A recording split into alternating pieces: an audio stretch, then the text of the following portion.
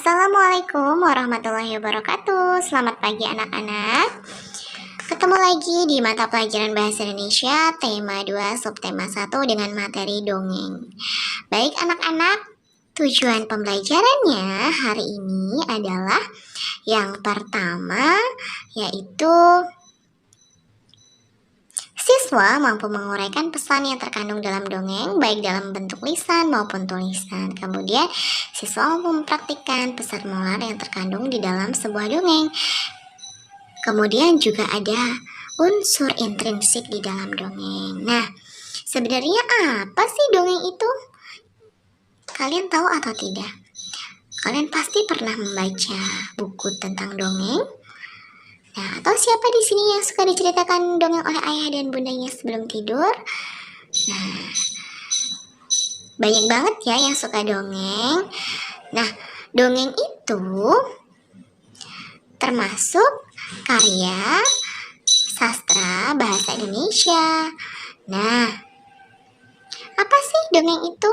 Dongeng adalah dalam KBBI, Kamus Besar Bahasa Indonesia, diartikan sebagai cerita yang tidak benar-benar terjadi. Jadi maksudnya adalah cerita khayalan. Sedangkan pengertian lain, dongeng adalah bentuk sastra lama yang bercerita tentang kejadian luar biasa yang bersifat fiksi atau tidak nyata dan penuh khayalan serta imajinasi dan tidak benar-benar terjadi. Nah, unsur intrinsik dongeng itu ada yang pertama ada tema, kemudian latar, kemudian tokoh, kemudian penokohan, dan ada pula amanat. Nah, tema itu merupakan ide pokok sebuah cerita. Misalkan temanya adalah hewan. Nah, berarti misalkan ada cerita dongeng si kancil. Kemudian latar itu menunjukkan di mana, kapan, dan bagaimana peristiwa terjadi. Latar itu seperti tempat, waktu. Nah, di dalam sebuah dongeng pasti terdapat tokoh. Tokoh itu ada 3. Yang pertama protagonis, kemudian antagonis, dan tritagonis. Nah, protagonis itu adalah yang mendukung cerita baik. Dia biasanya sikapnya baik, tidak jahat. Kemudian antagonis itu adalah tokoh penentang cerita atau sifatnya jahat. Kemudian ada penokohan, yaitu watak atau karakter. Jadi misalkan wataknya dia keras, suka berteriak, atau dia suka membantu.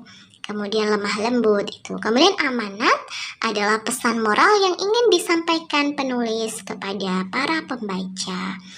Biasanya setiap dongeng itu pasti ada amanat yang bisa kita jadikan sebagai pelajaran apa yang bisa diambil dari dongeng tersebut.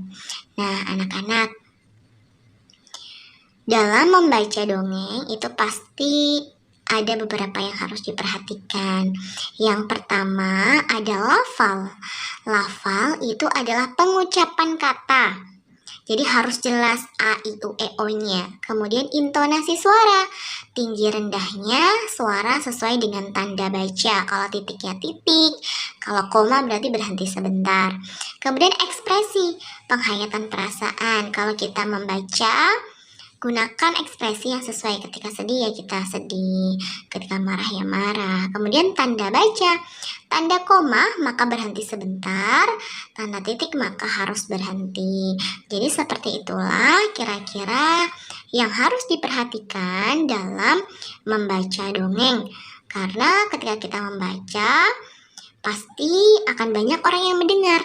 Bagaimana caranya biar orang-orang yang mendengar itu tertarik dengan apa yang kita baca? Makanya kita harus memperhatikan lafal, intonasi, ekspresi, dan tanda baca. Baik anak-anak, setelah ini akan ada Bu Guru membacakan sebuah dongeng yang ada di buku-buku kalian halaman 4 tentang rubah dan buah anggur. Silahkan diperhatikan. Baik anak-anak, Bu Guru akan mencontohkan cara membaca dongeng atau bercerita yang baik dan benar sesuai dengan ekspresi, intonasi ya, agar kalian dapat menarik perhatian orang yang mendengarkan. Baik, ini ada di halaman 4. Karena bertema dengan tanaman, maka hari ini temanya adalah rubah dan buah anggur. Baik, silahkan selamat mendengarkan. Rubah dan buah anggur. Seekor rubah berjalan melewati sebuah padang rumput. Cuaca sangat panas. Ketika ia melihat pohon anggur yang berbuah lebat dan sangat ranum.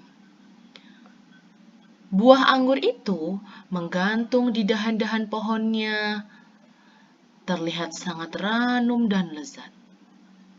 Mulut sang rubah menjadi terbuka serta meneteskan air liur saat menatap buah anggur itu.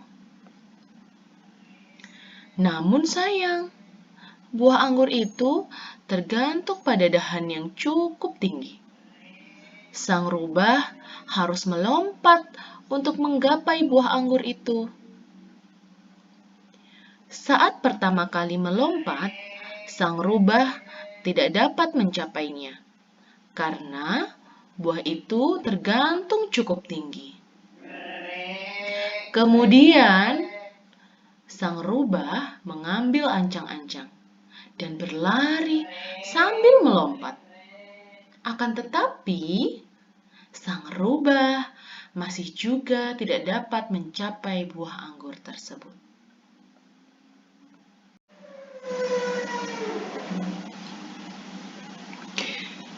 Sang rubah mencoba untuk melompat terus, namun semua usaha yang dilakukannya sia-sia belaka. Sekarang, dia lalu duduk dan memandang buah anggur itu dengan rasa penasaran. Betapa bodohnya saya, katanya.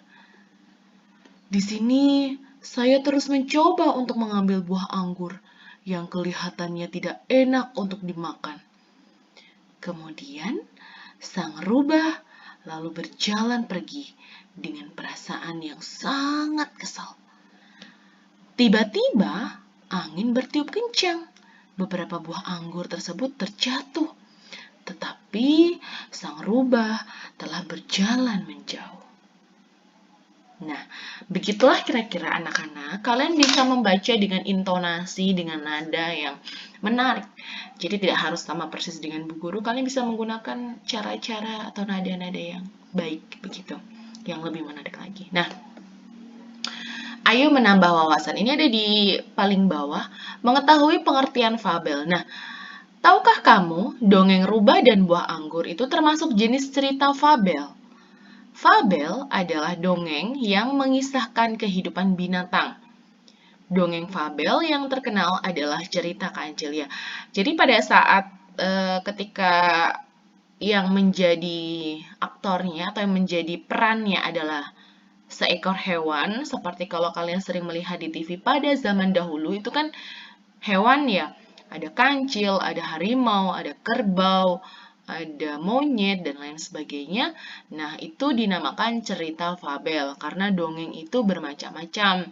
Ada fabel, ada mitos, ada legenda, dan lain sebagainya. Nanti akan dipelajari di kelas-kelas selanjutnya. Nah, salah satu unsur intrinsik dari sebuah dongeng tadi adalah yang namanya amanat ya. Dalam setiap dongeng terdapat amanat. Jadi setiap dongeng itu pasti ada amanat. Amanat itu apa sih? Amanat adalah pesan yang disampaikan oleh penulis melalui dongeng.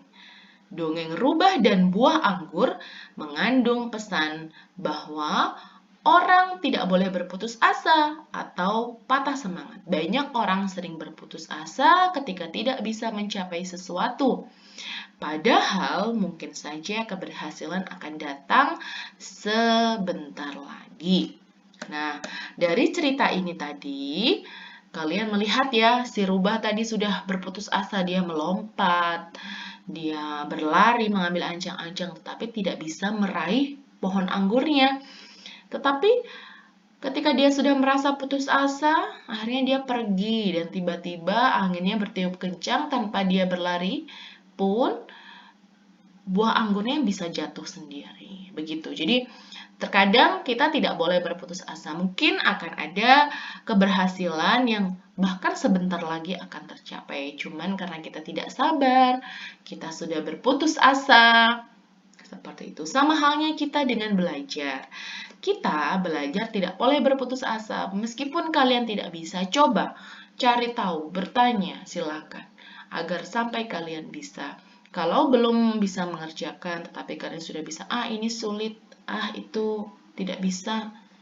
Nah, itu namanya sudah berputus asa. Berarti sifatnya sama dengan si rubah. Begitu. Berikut adalah tugasnya hari ini. Hari ini tidak ada penilaian anak-anak, kalian cukup mencatat saja. Jadi mencatat unsur-unsur yang ada di dalam dongeng. Terima kasih. Wassalamualaikum warahmatullahi wabarakatuh.